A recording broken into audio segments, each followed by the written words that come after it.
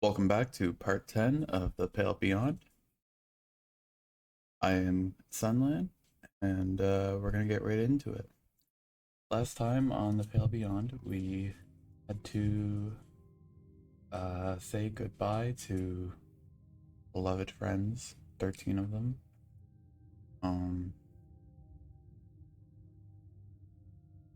And we basically are about to set sail across the ice towards rescue, wherever that may be.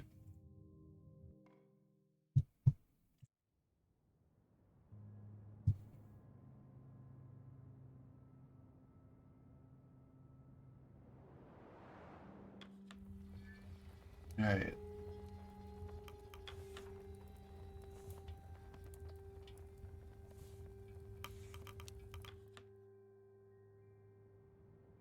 I don't have a medical tent, which is annoying.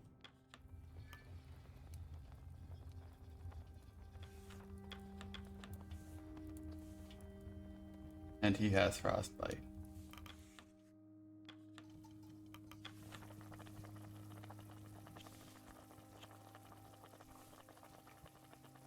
That's rough.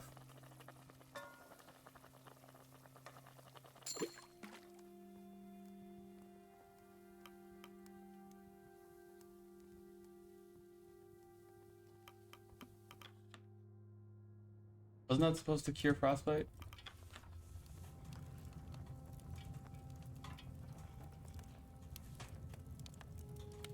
Hold on here. Did I just do that wrong?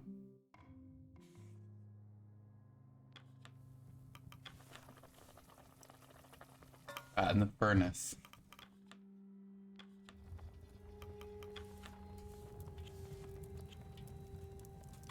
48.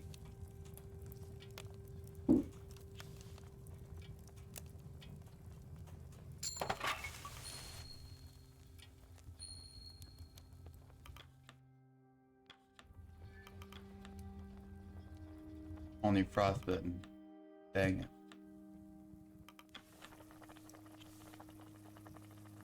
9 to 47.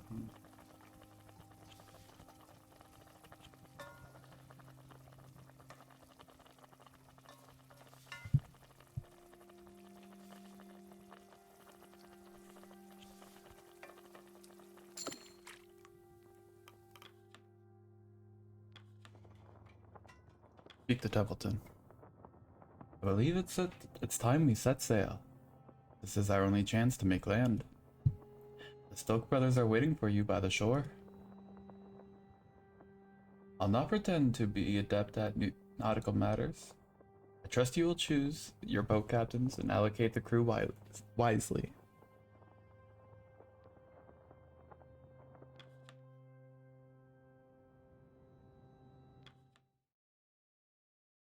Yeah, can't scout. Alright, let's speak to Grimley and Jr. Ah, Shaw. Almost ready to set out.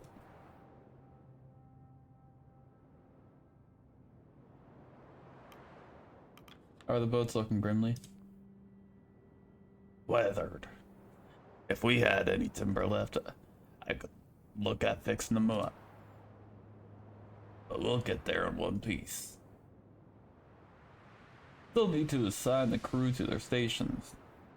Plan carefully, Shaw.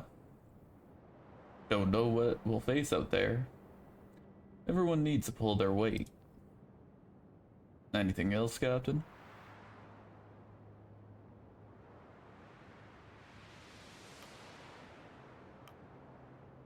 Thank you both for everything.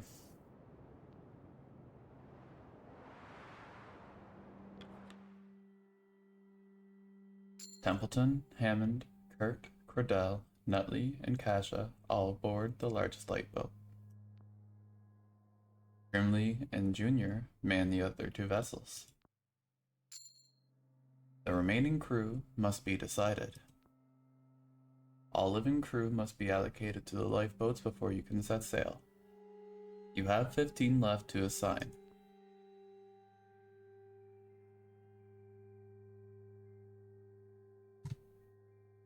Alright, so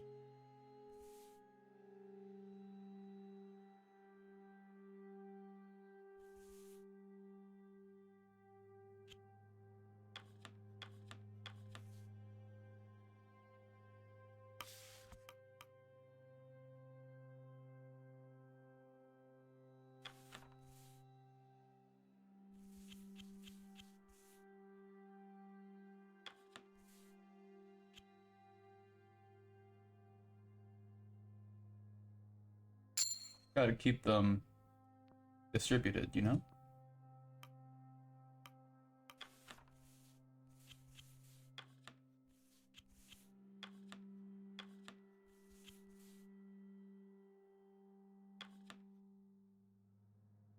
That's all 5, right? That's everybody. They board the vessel.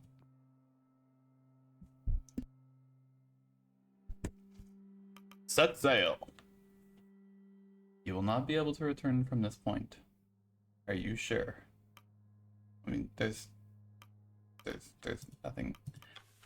Are they saying I could have left people behind? Yikes.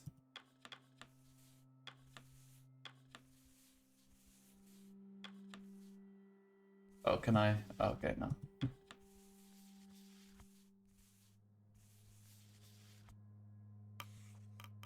Not things I have to worry about. Gotcha. Okay, let's go. Camp is packed up, and the lifeboats are prepared for sail.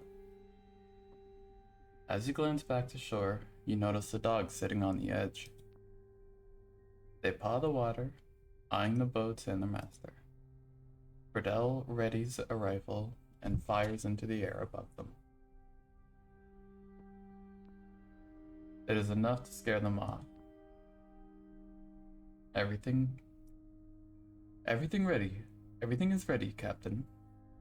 All that is left for you to give is the order.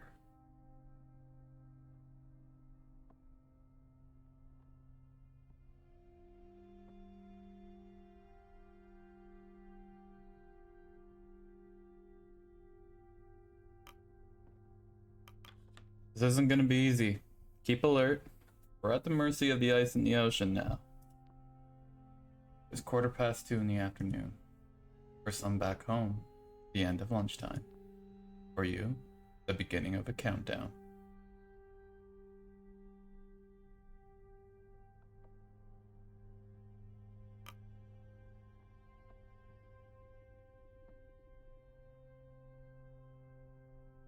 Try to keep my mind on the mission ahead. It's hard to think of the Viscount. You could be sailing over her wreck right now and may never know it. Your past and future seem to shrink against the glaring challenges of the ice ahead.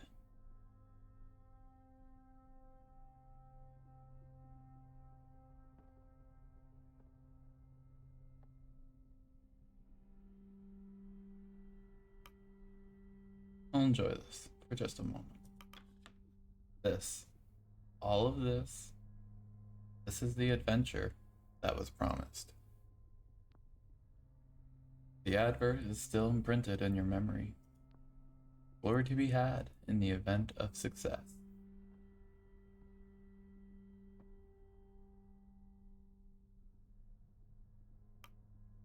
There's no choice but to succeed then. You grip the tiller firmly. Broke. The boat lurches forward, bobbing side to side, parting the inky waters. Broke. You are gaining speed now. Stroke!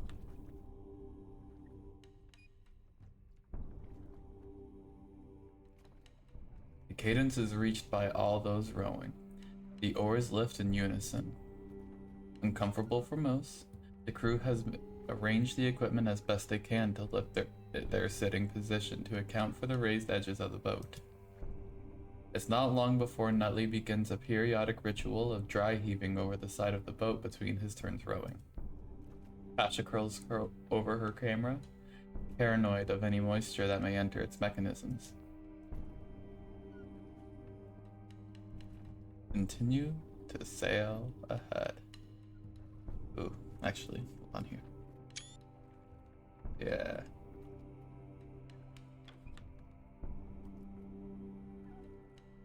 Fog finally clears to reveal the ice around.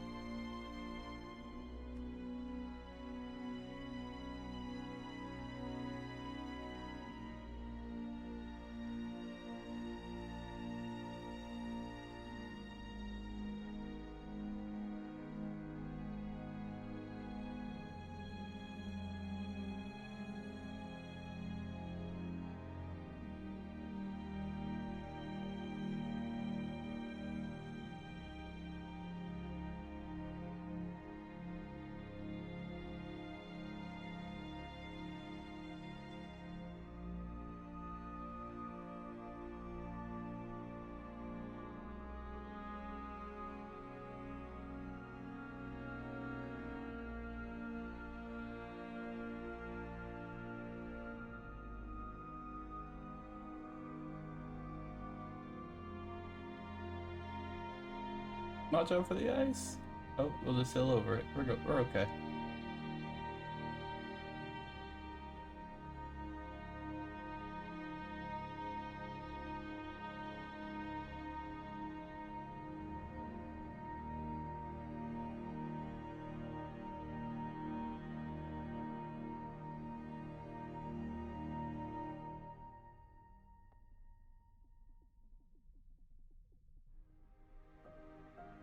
Terrifying, but profoundly beautiful all at once.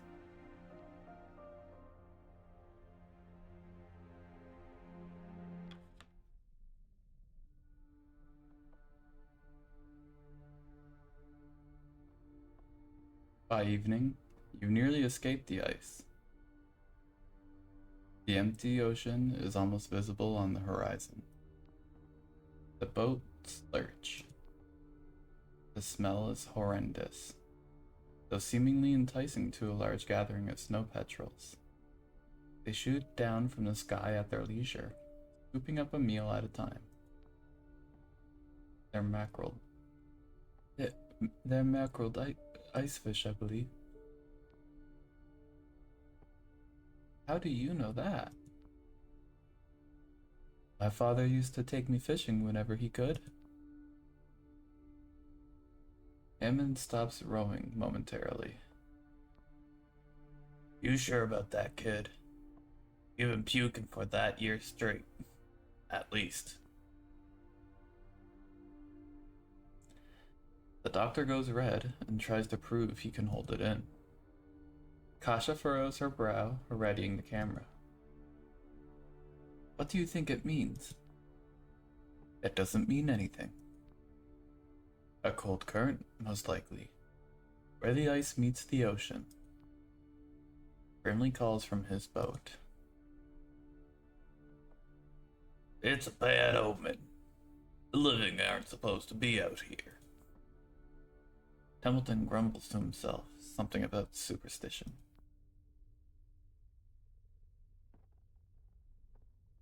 With the birds overhead, it's nigh impossible to avoid their droppings. At least it's warmer than the snow. Gross. One finds its way into the doctor's hair. A fresh gastral purge follows suit. Kasha looks to you, uncomfortable. shielding the camera. What do you think, Captain?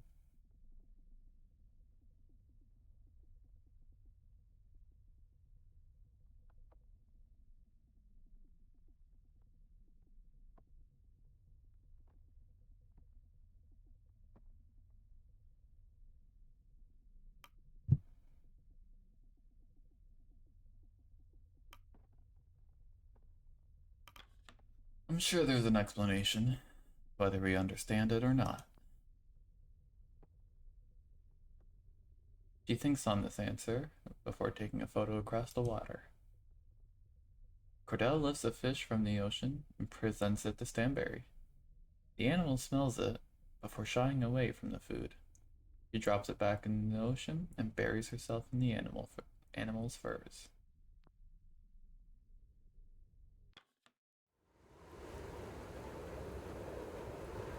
After hours of rowing, you finally reach the open ocean. It's impossible to avoid the stingy rays of the sea, as they invade the boats periodically. Everyone is left bailing with whatever they can find. Hats, mugs, even bare hands lift out the water. The crew begin to curse into the night, at each other, and at the events gone past. It's the only means of protest that doesn't interrupt attempts to remain warm.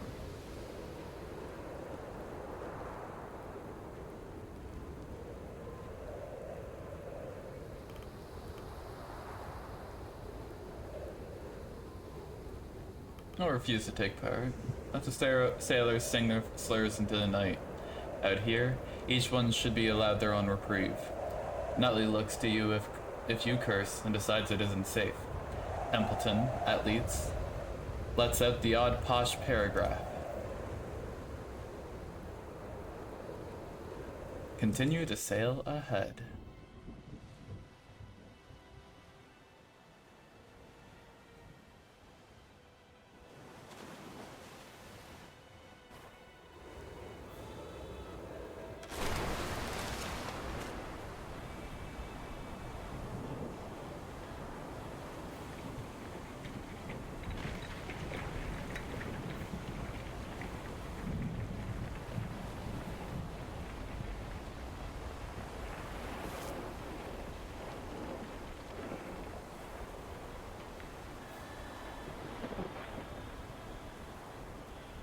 Lightning flashes to the west, followed by rapturous thunder, underscoring the sounds of the sea. Hold fast! Your screams are lost in the thunder, as a large abrupt wave smashes against the boats. Rogue wave! You just about crest it. A moment passes before the other two lifeboats join you. Every sailor knows the tales of rogue waves, freak anomalies that plague the seas, such as these. You hear singing, started by Junior. It soon infects the rest of the sailor folk, defiant against the storm. The song is about three sisters dancing to seduce a sailor.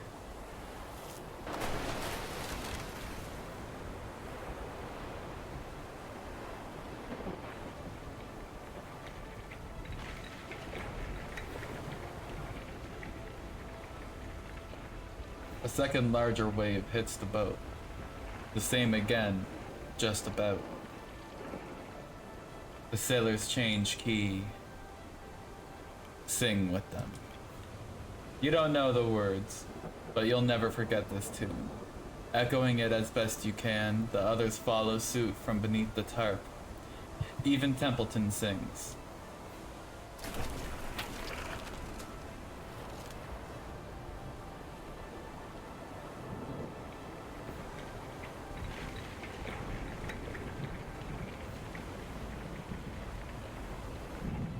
The third, final, and largest of the waves hits the boats. You're lifted near vertical.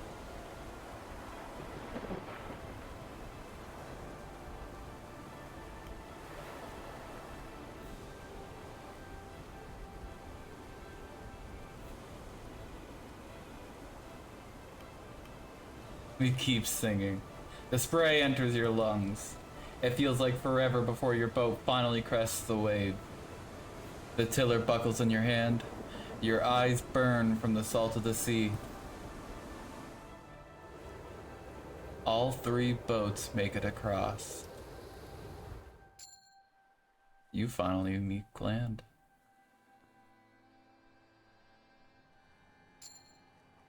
The navigator is the first to step on solid ground. He turns to the rest of you, Sodden. We've made it, ladies and gentlemen. Land at... The man clutches his chest.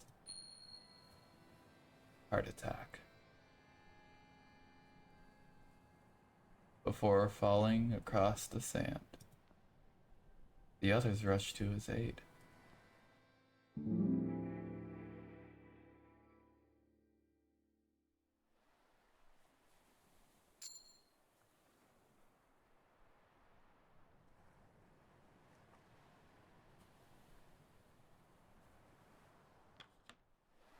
You look out across the ocean and consider the journey thus far.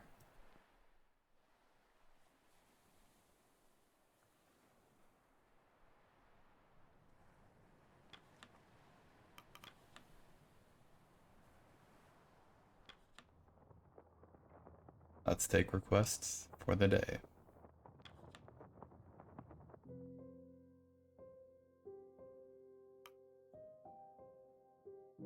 Hammond lost his hat? Carpenter sent me.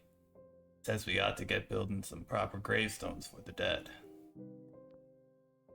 Can't say I disagree. I'll get to it on your order. He leaves. A proper eulogy will also be expected. It would be best if you considered your words now, Captain. This is a difficult time for all.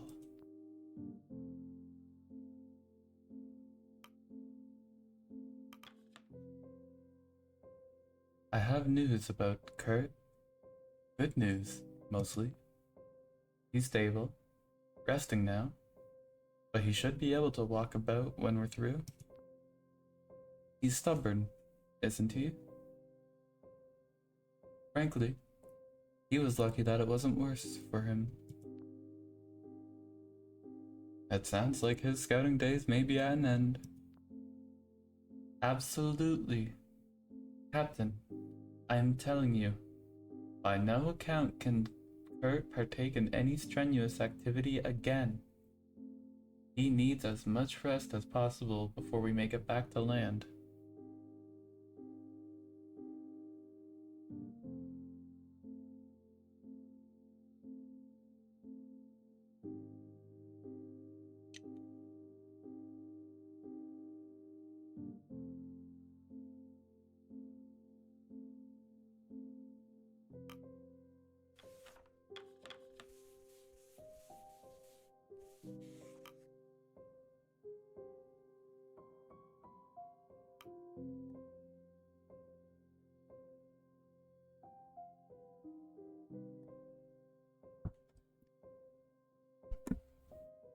See, it's a difficult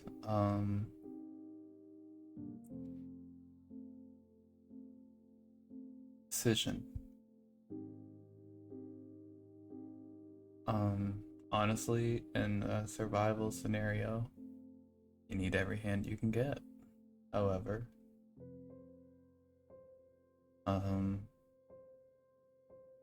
this guy clearly can't be doing anything.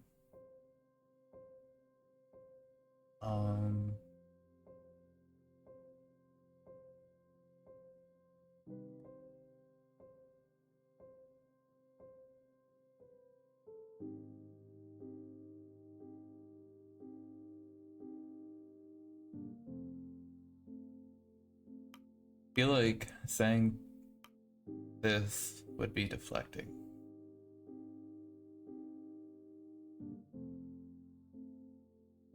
This would be doubling back on what I have stated previously about letting Kurt decide. And this is blowing him off completely and saying Kurt should make every decision for himself. And that his opinion as a doctor doesn't mean anything.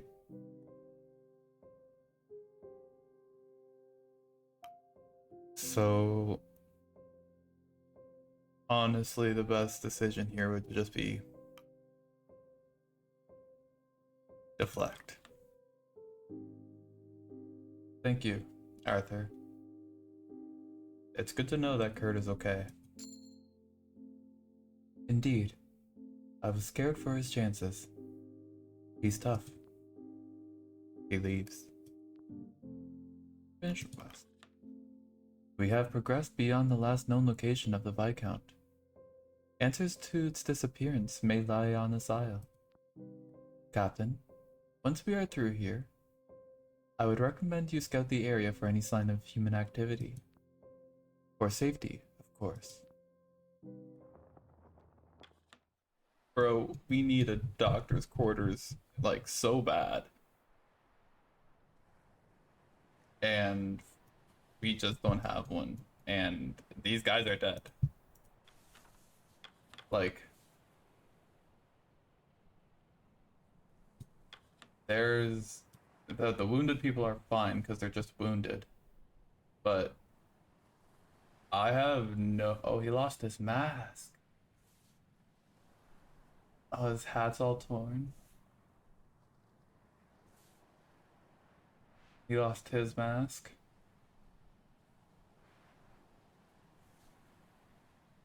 Dude, John's lost his hat.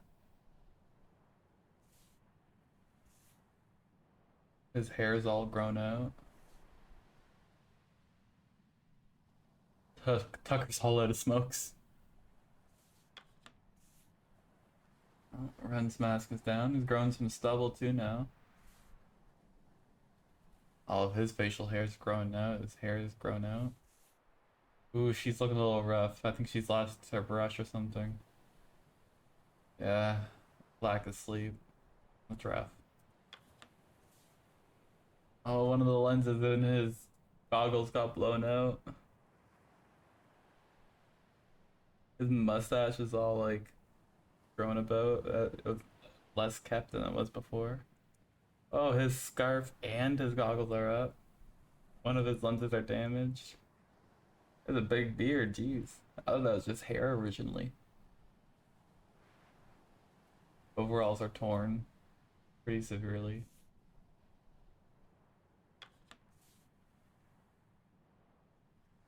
One of Zach's lenses are popped out. Mr. Glass lost his hat. That's why he has frostbite. Not actually, but, you know. She lost her scarf. Maybe it's just pulled down. I'm thinking a lot of people just pulled down their things. Hammond lost his hat. Grimmy's pack is gone with his accordion. I'm sure he still has it. Yeah, he's looking a little rough. Templeton as well. Oh, Kash's hat is gone. Arthur, his facial hair is all grown out now. Oh, jeez, Lady Cordell. Yeah, his eyes are all sunken in from his heart attack and whatnot. Yikes, looking rough, man. Well, I don't know what to do. Let's see what he has to say first. See the engineer tinkering away at some navigational equipment with his usual sour expression. Shit. He places the equipment to the side and lets out a grunt. Damn thing still doesn't work. You think it could be the environment?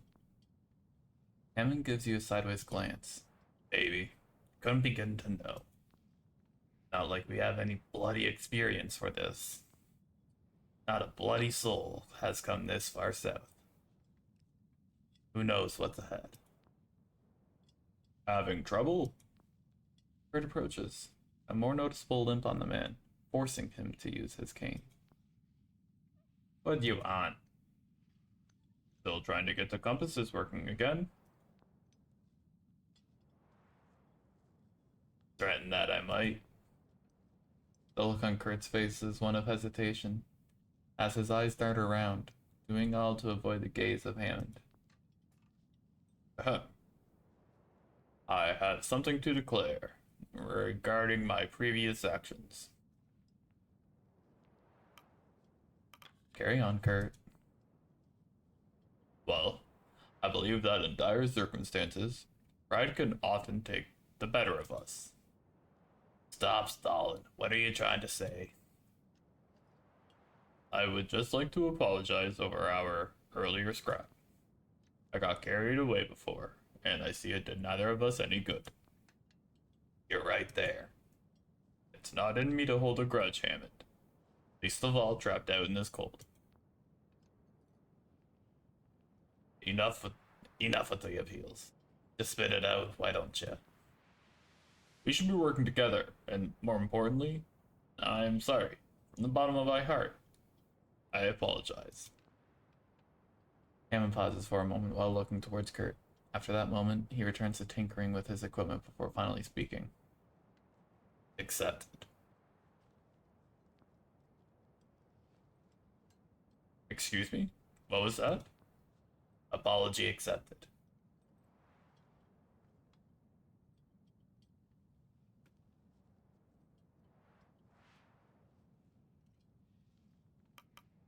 I don't want to press it and patronize him. Patronize, whatever it may be. No. So I'm just gonna roll with it. And hopefully Kurt doesn't expect an apology back. So, I can expect you two to work together from now on? As best we can, aye. I don't think I have another fight in me, Captain. First and last, eh? I fought before. Could have fooled me. Well, I suppose I'll be off. Best of luck with your adjustments, Hammond. There's no chance of getting them to work here. We're relying on you. I'm sure I'm a relic when compared to your machines. I'm relying on you. Ah, I see. Kurt steps away, returning to camp at large. That was a nice blush. Alright, let's visit the gravesite. We're about to have... We have one. Have fucking 3. Here we honor the memory of Yorick III.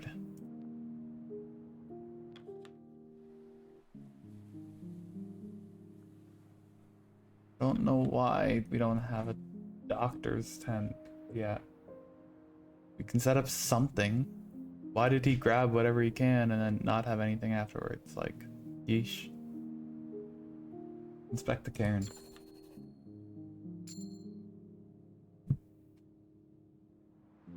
Jeez. Inside the cairn, you find a letter, some supplies, and a bolt-action rifle. Read the letter. To you who finds this message, here lies the final testament of the Viscount.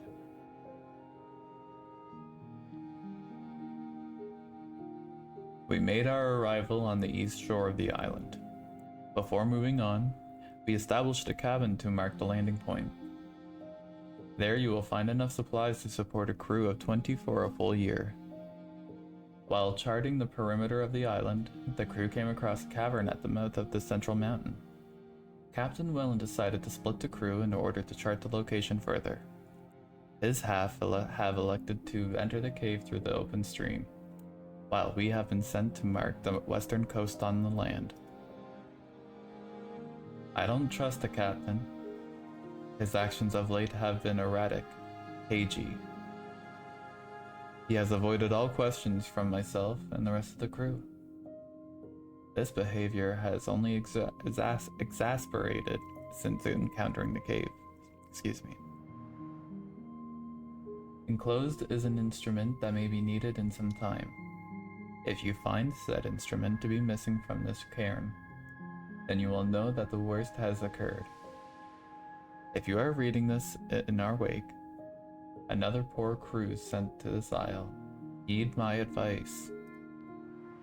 Turn back. There is something truly wrong with this land. It has felt the touch of the three sisters, cursed to swallow poor sailors whole. If you are wise, you will not allow it to happen to you. Turn back. Signed, Bertram Reynolds, head scout of the Viscount.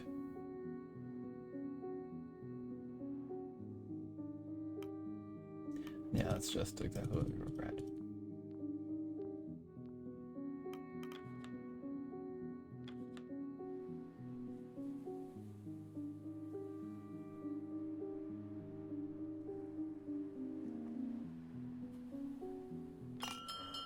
Call the crew for dinner.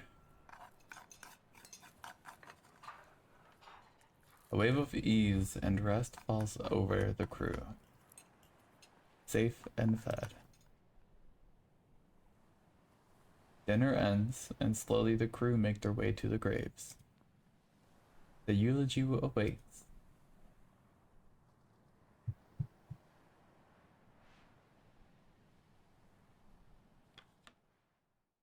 Captain, we've escaped the ice. We're on land.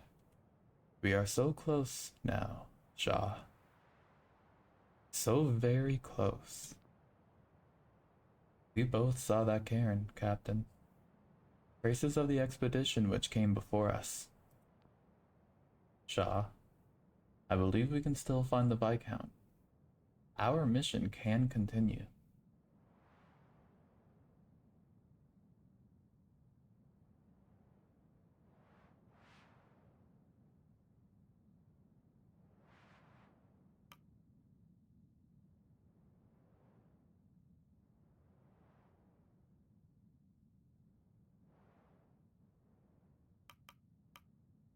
Why is finding that ship so important to you? Because some things are greater than the lives of the individual.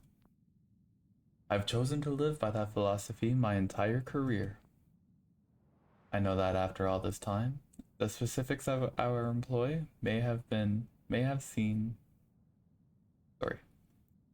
I know after all this time, the specifics of our employ may seem inconsequential. But tell me, Captain, do you think the Appertons would pour all this effort, put this many lives at risk, if they didn't think there was something truly paradigm shifting at the end of it?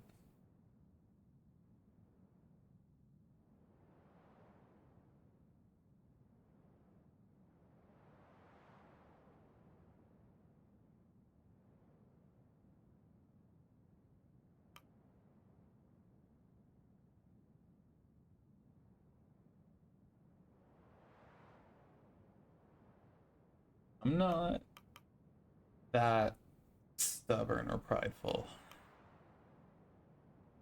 I'm still open to the opportunity to finding the Viscount. So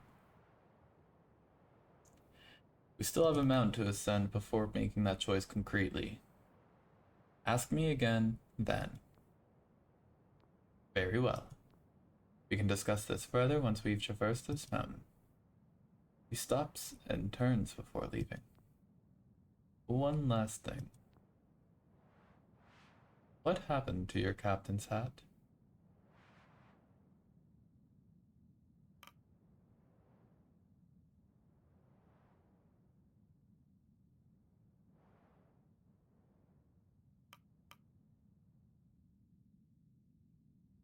Wasn't my hat. I didn't need it. He nods and leaves.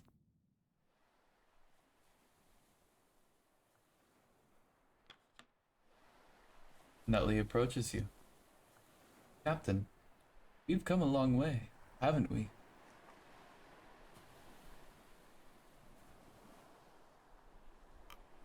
You've grown quite a lot in that time, Nutley. Have I? Am I any taller? Before we move on, there's something I have to confess. Something that I've carried on my back this whole time.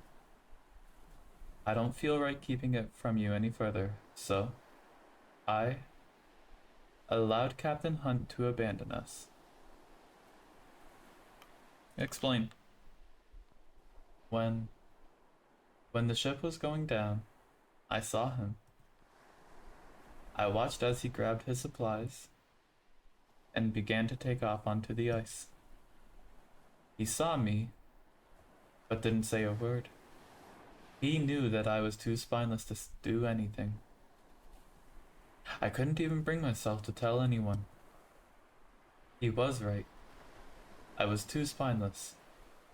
Until now, at least.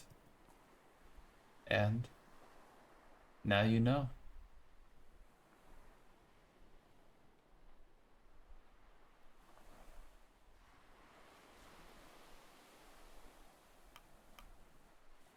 I don't care about the mistakes of your past. Learn from this and move forward. I should have known better before. But you're right. I'm sorry. I'm sorry. The truth had to come out. Do what you will with this information. I'll accept anything you decide, Captain. Nutley walks off, returning to his tent. Setting up a medical tent, right, Nutley? Right? Right?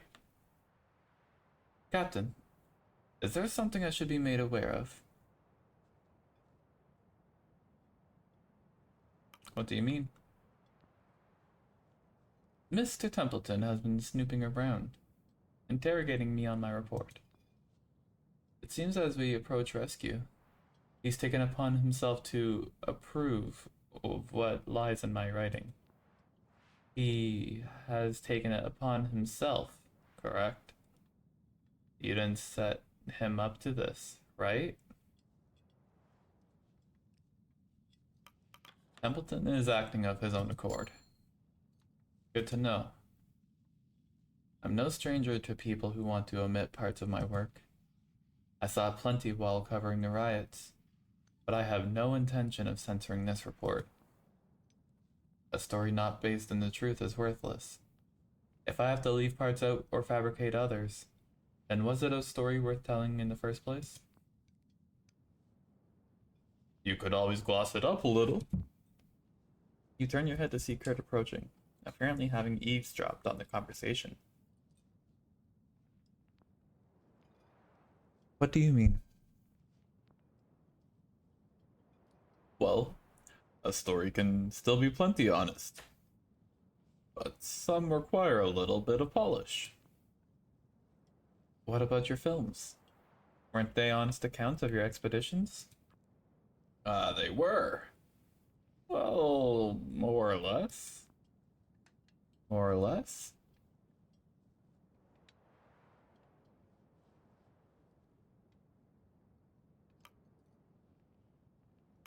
There is no objective truth. After all, camera adds 10 pounds. Oof. I was making a joke. That I must have eaten quite a few cameras in my time. Ha! Kasha does not appear to be amused. I doubt the existence of lens distortion gives right to omit from my report.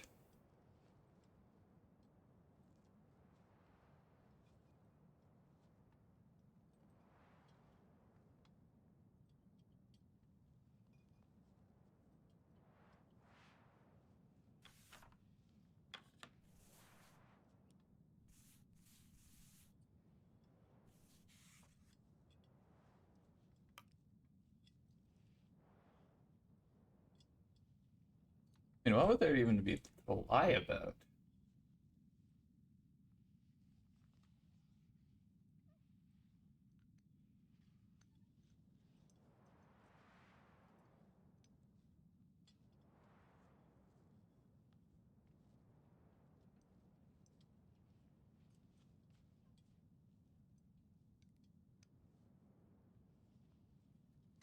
Let's see.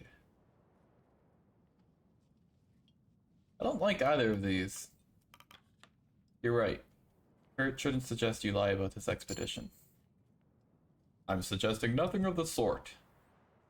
But I am no stranger to the world of show business. What I do isn't show business, Kurt.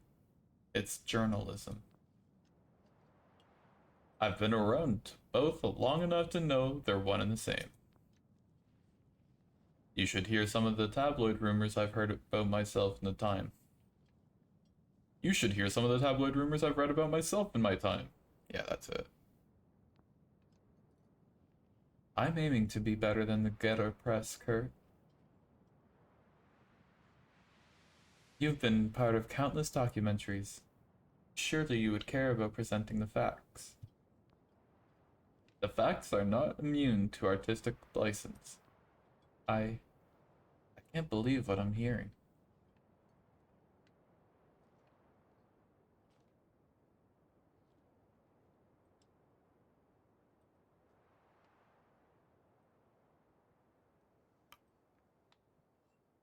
I'm certain Kasha has no need to lie in order to paint this crew positively. Of course. But those who read these sorts of things can be tremendously judgmental. Why are you suggesting this, Kurt? I just feel that we've braved so much that we deserve a somewhat flattering write-up. So perhaps some omissions are necessary. Such as what? Many of this crew come from backgrounds best not shared with the public, and more has happened here that should remain on the ice. If perhaps a member of the crew had an unexpected health issue that made them appear weak. Are you asking me to admit your heart attack? Pretend it didn't happen? I'm not asking anything of you. I'm simply suggesting that people wouldn't want to hear anything about, like, sorry. I'm simply suggesting that the people won't want to hear about anything like that. When they read of these expeditions, they want to hear of brave and daring adventurers, not ordinary men with weak hearts. You just want to protect your own image, don't you? What? Well, no, it's nothing of the sort, but I'm no fool. I see exactly what you're trying to do.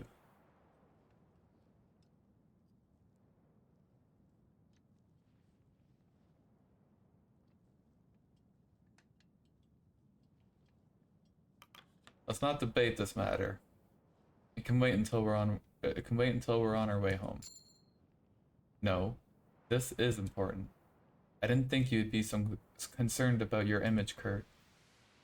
Well, that's your mistake. Mistake? You can't expect me to be the perfect role model you see in the films. I'm only human. I've been married thrice, howled once, and plagued with every vice there is. What I do have is my exploits and my legacy. I would wish you not to take that away from me as well. Asha looks to you. Her usual upbeat visage melted away into disbelief. I can't lie on your behalf, Kurt. You don't understand the power of optics. Every part of your report puts my livelihood at stake. Your livelihood? Or your image? The cold truth is, there's no difference between the two.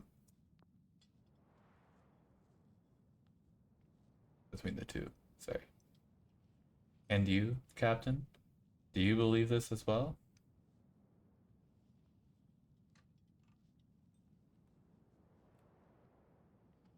No.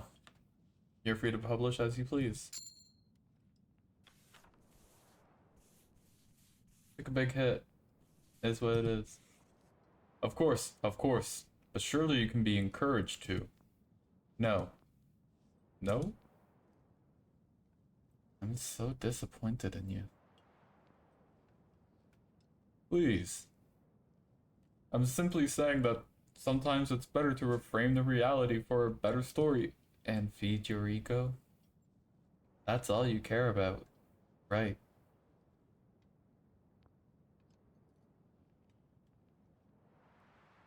Sorry. That's all you care about, right? It's all I have to care about. So, just don't make note of the heart attack. Please. Cash's face has shifted yet again. Now to one of cold cynicism. You're pathetic. Kasha storms back to her tent. As Kurt gives you an uncomfortable glance. The man looks shaken by the response, and above all, appears to be deeply embarrassed. Without a word, he staggers back to the heart of the camp.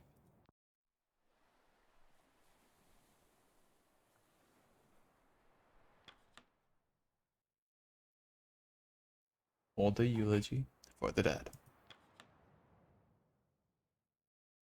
Should have waited for tomorrow. Saying.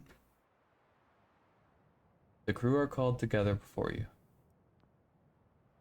You tentatively lift yourself onto a crate. Hushed whispers roll through the audience. Kasha readies her ledger and pencil. They once again await your next words. How will you deliver them?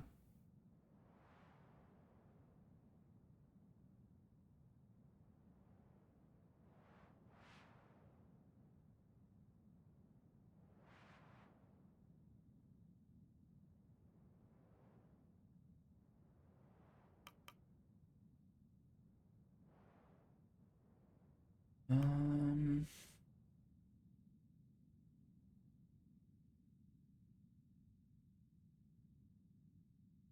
Jeez.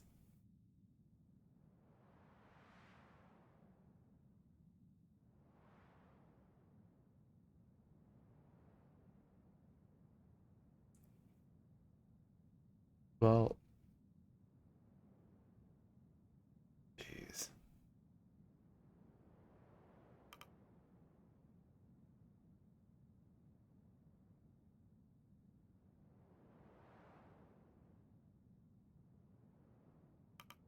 Um,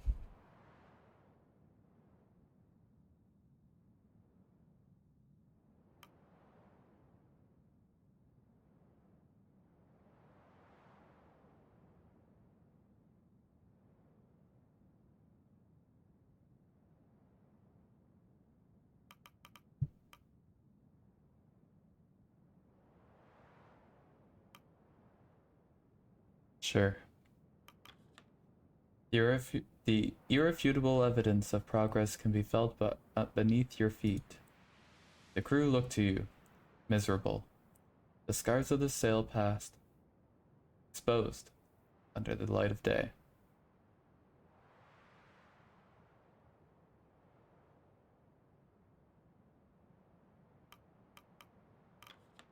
I'd like to begin by honoring those we have lost. The eulogy begins. The Stoke brothers begin a tune together in remembrance.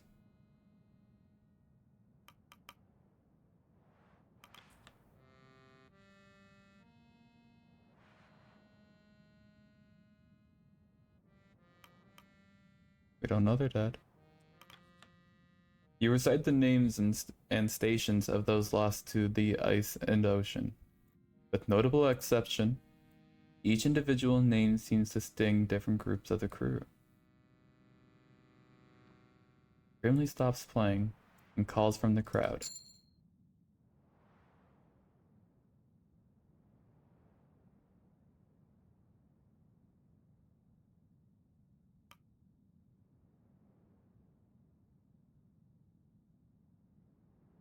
Your list is short, Shaw.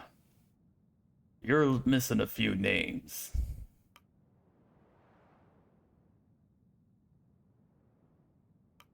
And what names are those? Hunt. And the rest? I don't believe I am. The brothers spit on the ground and leave the rest of the gathering. But, okay. Not my point and not my intent. So, remember what I said a little while back. The intent of leaving them out was because I figured, hey, they're still alive and they could still be out there. Optimism, right? So, me saying they were dead was me saying, in my mind, me saying they're dead was saying they're gone. Ain't no hope for them. Screw them.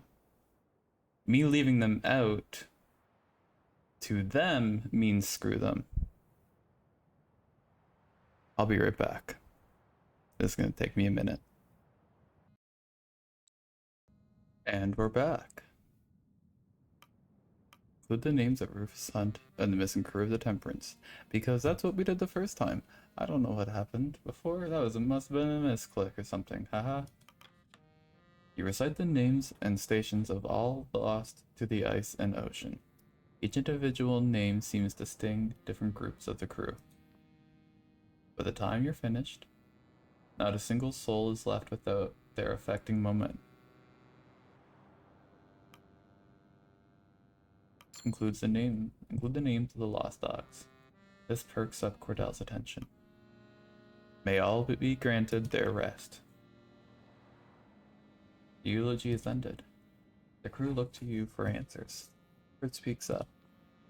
Our work's not finished yet. We still have a mountain to scale. We all saw the cairn. Across that path is safety. A cabin with enough supplies to last us until rescue. Templeton clears his throat. What is our current priority, Captain? Really?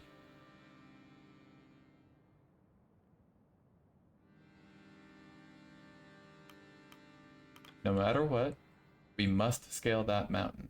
We will know our next course of action from there. Kurt gives a nod. The assurance of solid ground seems to stir those listening. Well said, Captain. Indeed. Well, we don't have much time. Best be moving on. Back to work. Crew are granted the time they need before they eventually disperse, returning to their roles at camp. Doctor? Doctor?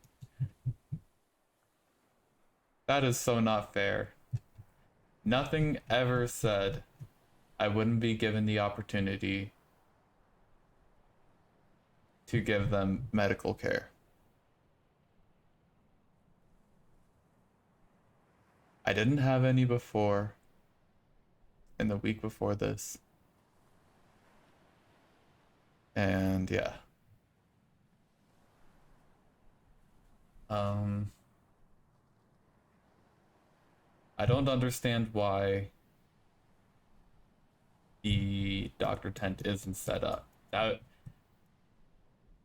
drives me kind of crazy, actually. But it is what it is. And it frickin' sucks. You dream you're back on the Temperance. Wake up shaken. You awake, shaken, literally by the engineer. He stands over you, bug-eyed. For a moment you think you're back on the Temperance. Hammond? Ah, it's Cordell. Get up. You peel yourself from the sleeping back. And get up. There's food and supplies missing from the stores. I think she's trying to make a run for it.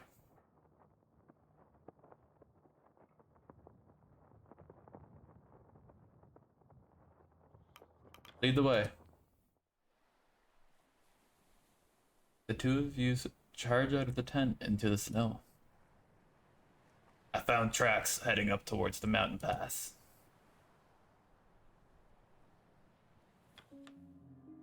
You follow tracks away from camp. Keep looking. It's a half an hour before you finally spot her, ascending the dead mountain. Shh. There she is.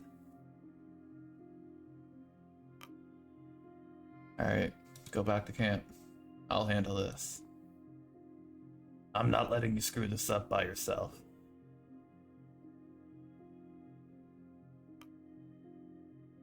It's fine.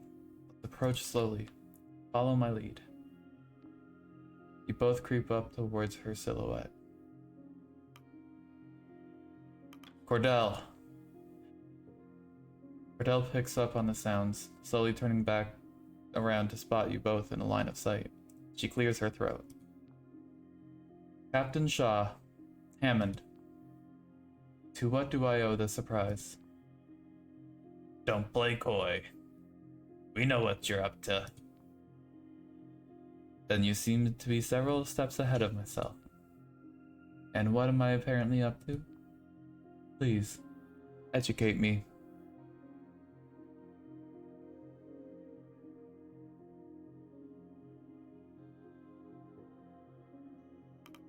You know full well why we're here. I can't say I do. I have no reasonable idea what you're trying to tell me. If you wish to make a paranoid accusations, you should inform me on what those accusations are.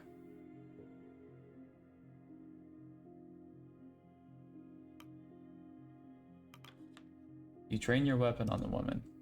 Sambear instinctively moves between you and its master, growling.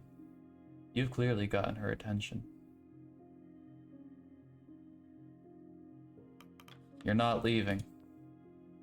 So it's violence then. Eesh. Please, Cordell, just do as the captain says.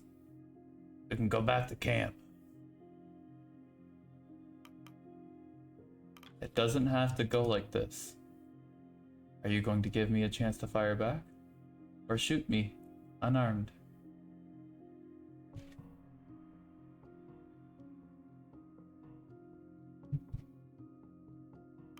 Draw your gun, then.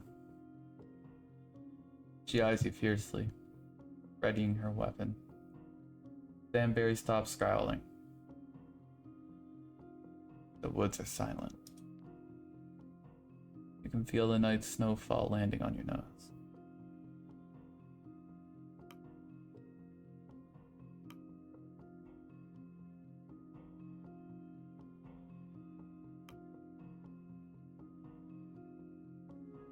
You get one shot, Cordell.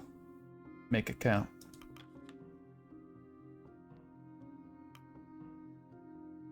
I'm not gonna shoot her. Or am I?